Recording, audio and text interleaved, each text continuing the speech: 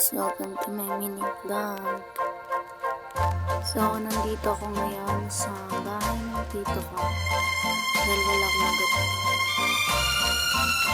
At dito nga, kakatapos ko itong naligo at na-spin ko nga pala ang muna ng bayan.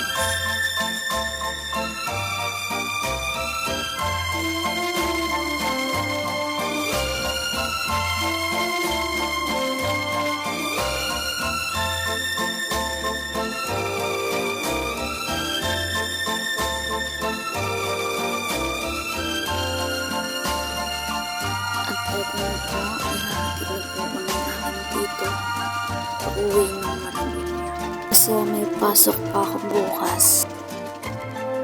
At ito naman po ang ganap namin ng hapon na.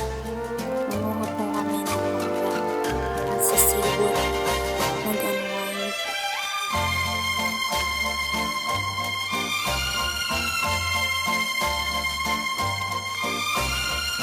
At dito habang sila busy sa pangunguha ng mangga, kami naman ay busy kakakain.